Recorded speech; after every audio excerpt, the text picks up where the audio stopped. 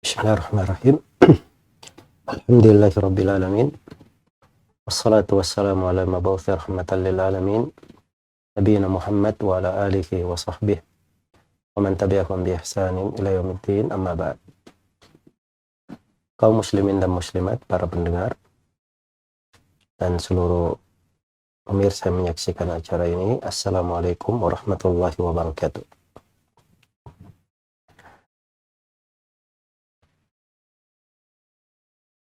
Kehidupan ini adalah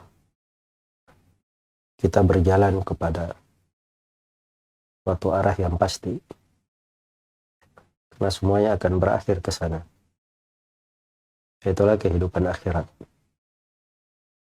Hanya untuk seorang mukmin dan mukminah, jalan yang menuju kepada akhirat itu sudah diatur, sudah jelas, sudah terang. Maka kita perlu untuk mengenal pentingnya berada di atas jalan. Jangan sampai menyambut dari hal-hal yang bisa mengeluarkan dari jalan, memalingkan, membelokkan, atau menghambatnya dari jalan tersebut. Maka di sini ada ayat di dalam Al-Quranul Karim, sangat mendalam maknanya, patut untuk kita renungi. Di ayat ke-33 dari surah Luqman, yaitu firman Allah Subhanahu wa taala, ya ayyuhan nasu taqu rabbakum wakhshaw yawma la yajzi walidun an waladihi wala mauludun huwa jazin aw walidihi syai'a inna wa'dallahi haqq fala taghurrannakumul hayatud dunya wala yaghurrannakum billahil gharur. Terjemahan makna ayat, wahai sekalian manusia, ittaqu rabbakum, bertakwalah kalian semua kepada Rabb kalian. Wakhshaw yawma, dan takutlah akan suatu hari, ketika di hari itu la yajzi walidun aw waladihi, seorang bapak, seorang ayah tidak bisa menolong anaknya, tidak bisa mencukupi anaknya. Wala mauludun huwa jazin aw walidihi syai'a, demikian pula sebaliknya, tidak pula si anak ini dapat menolong bapaknya, sedikit pun tidak mampu. Inna wa'dallahi haqq, sungguhnya janji Allah itu benar. Fala taghurrannakumul hayatud dunya, ya jangan sekali-sekali kalian terpedaya oleh kehidupan dunia. Wala yaghurrannakum billahil gharur, dan jangan sekali-sekali kalian terpedaya oleh penipu dalam menaati Allah Subhanahu wa taala. Al-gharur ini yang dimaksud adalah syaitan. Di penafsiran kebanyakan ahli tafsir. Iya. Di penafsiran kebanyakan ahli tafsir. Jadi ini ayat, subhanallah, sangat menakjubkan sebenarnya kalau dicermati untuk seorang hamba yang ingin berjalan lurus kepada surga dan kepada hari akhirat. Iya. Kalau seorang yang lurus, itu takwa jalannya. Takwa. Tapi diingatkan akan dua hal. Fala taghurrannakumul hayatud dunya, jangan kalian berpaling, atau jangan kalian terpedaya oleh kehidupan dunia. Iya. Ini dua pokok penghalang di atas jalan. Yang pertama, tertipu oleh dunia. Tertipu oleh dunia. Dan yang kedua, wala yaghurrannakum billahil gharur. Dan pokok penghalang yang kedua adalah terpedaya oleh syaitan. Jadi ini dua sumber penghalang yang darinya lahir berbagai macam cobaan dan ujian yang bisa menghambat jalan seorang hamba. Iya. Jadi ini ayat, subhanallah, pijakan di dalam kehidupan tidak boleh kita lalaikan. Tidak boleh kita lalaikan. Dari ayat ini perlu kita renungi. Yang pertama, perintah untuk selalu bertakwa kepada Allah. Dan ini adalah jalan yang mengantar kepada surga. Dan harus kita selalu berada padanya. Dan kita bersyukur kepada Allah Subhanahu wa Ta'ala karena ibadah puasa yang kita lakukan ini, ujungnya, manfaatnya, hikmahnya adalah takwa. La'allakum tattaqun. Supaya kalian bertakwa. Iya. Supaya kalian bertakwa. Sebagaimana ketika diterangkan pembahasan hukum-hukum tentang puasa dan Ramadan di surah Al-Baqarah, akhirnya juga disebutkan untuk orang yang bertakwa. Untuk orang yang bertakwa. Dan takwa inilah jalan yang mengantar kepada Allah Subhanahu wa Ta'ala. Karena siapa yang bertakwa dengan sebenar-benar takwa, maka itulah yang mengantarnya ke surga. Karena surga itu ya adalah rumahnya orang-orang yang bertakwa. Wala ni'ma darul muttaqin. Sebaik-baik rumah orang yang bertakwa. Dan yang menghindarkan seseorang dari neraka itu juga adalah takwa. Wa in minkum illa wariduha kana ala rabbika hatman maqdiya thumma nunajjil ladzina taqaw wa nadharu adh-dhalimina fiha jithiya. Tidak seorang pun di antara kalian kecuali pasti akan mendatangi neraka jahanam. Mendatangi neraka jahanam. Itu adalah sebuah ketentuan dari Rabb, tidak bisa berubah. Bagaimana maksudnya mendatangi neraka jahanam? Sebagian ulama, sebagian ahli tafsir mengatakan mereka datang ke neraka lewat, cuman orang yang penduduk sorga, dia cuma lewat saja, kemudian terus ke sorga. Dan sebagian ahli tafsir mengatakan maksudnya mendatangi neraka jahanam yaitu dengan melewati jembatan yang dihamparkan di atas punggung neraka jahanam. Sebab semua orang akan melewati jembatan itu. Dan ini dua penafsiran tidak bertentangan. Iya. Dan semuanya benar. Maka di posisi itu semuanya akan mendatangi neraka jahanam. Yang selamat siapa? Tsumma nunajjil ladzina taqaw. Kemudian kami selamatkan orang-orang yang bertakwa. Nah, inilah takwa ini jalan yang mengantar kepada surga. Iya. Laksanakan segala perintah, meninggalkan segala yang dilarang. Memelihara dia di atas keislaman dan sunnah. Istiqamah di atas hal tersebut. Nah, kalau dia sudah tahu jalannya, subhanallah, ayat mengingatkan tentang dua penghalang pokok, penghambat yang bisa memalingkan dari jalan. Itulah dunia dan syaitan. Iya. Karena orang yang tertipu oleh dunia,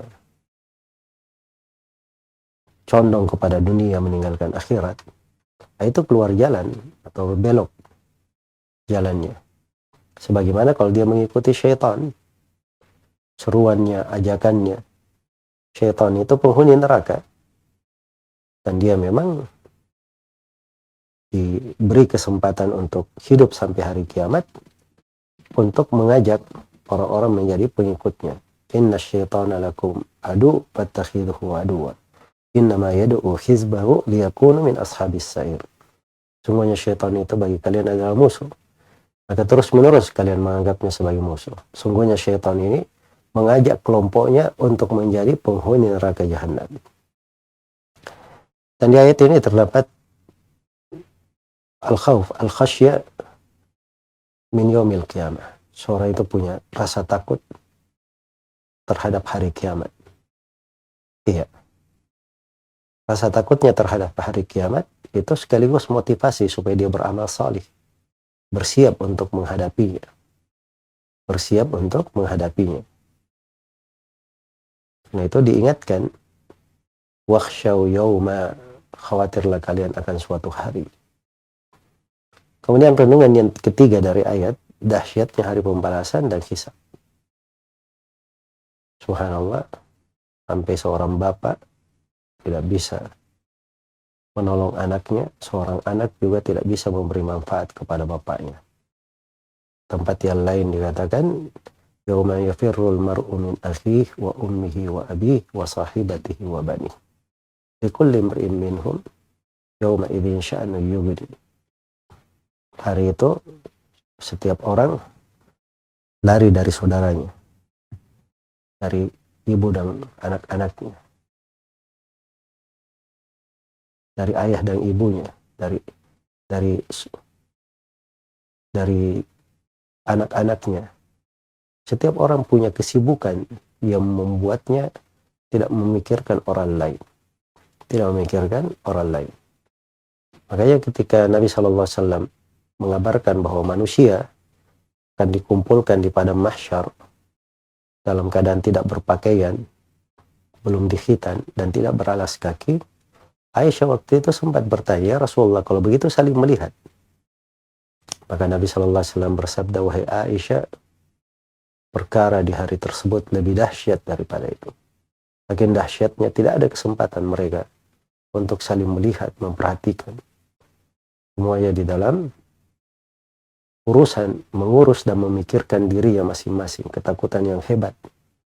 Iya, itu dahsyatnya di hari pembalasan dan hisab.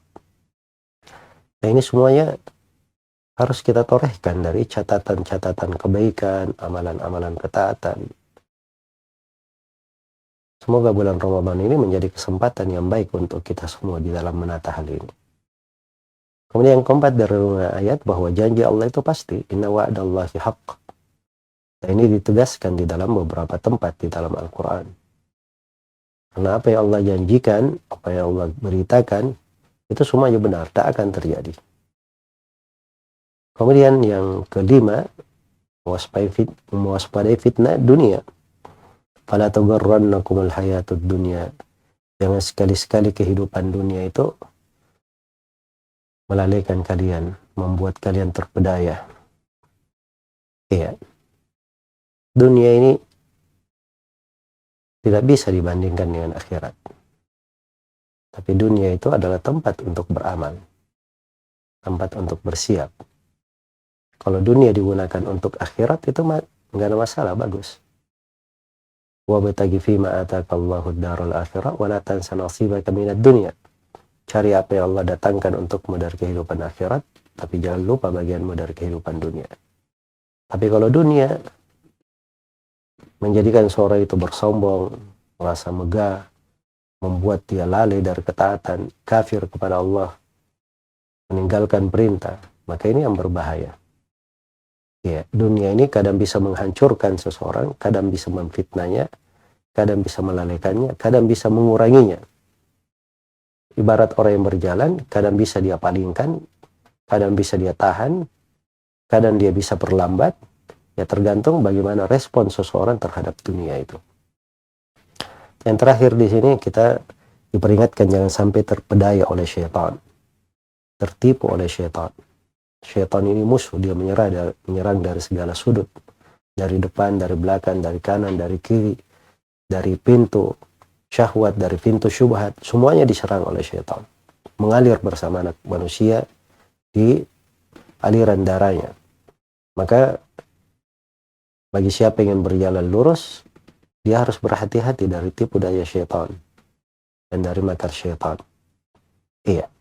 Karena itu hendaknya kita selalu pikirkan dua hal ini. Dan ini mendalam sekali renungan untuk hati, sangat menggugah jiwa di sini. Ya, kalau kita pikirkan, kita ini sudah tahu jalan. Alhamdulillah kenal Islam, mengerti jalan menuju kepada Allah dan hari akhirat. Iya. Kapan kita akan sampai kepada hari akhirat itu? Apabila jalannya itu kita abaikan, kita lalaikan. Kalaupun kita sudah kenal jalannya, bagaimana bisa kita selamat? Kalau kita selalu terpedaya dan tertipu oleh dunia dan syaitan. Iya. Maka ini mungkin akan membuat kita mundur dari jalan atau bisa memalingkan dari jalan. Karena itu ayat ini adalah ukuran penting sekali bagi siapa yang ingin istiqamah di atas jalan. dan siapa yang ingin mewaspadai segala hal yang bisa memutus jalannya kepada Allah Subhanahu wa taala. Karena itu kita selalu bermohon supaya diberi petunjuk ke jalan yang lurus. Ihdinas siratal mustaqim. Ya Allah, berilah kami hidayah kepada jalan yang lurus. Siratal ladzina an'amta alaihim. Jalannya orang-orang yang kau beri nikmat atas mereka. Ghairil maghdubi alaihim waladdallin. Bukan jalan orang yang disesatkan, bukan pula jalan orang-orang yang dimurkai. Bukan jalan orang yang dimurkai, bukan pula jalan orang yang disesatkan. Nah itu Nabi SAW dari kebanyakan doa beliau, Allahumma ya muqallibal qulub, tsabbit qalbi ala dinika wa ta'atik. Ya Allah yang membolak-balikkan hati, teguhkanlah hatiku di atas agama dan ketaatan kepadamu. Semoga Allah Subhanahu wa taala selalu menganugerahkan kepada kita semua istiqamah di atas jalan, melindungi kita semua dari segala fitnah, segala hal yang bisa memutus kita dari jalan menuju kepada Allah dan kepada surganya. Innahu waliyyu dzalika wal qadiru alaihi wallahu ta'ala a'lam.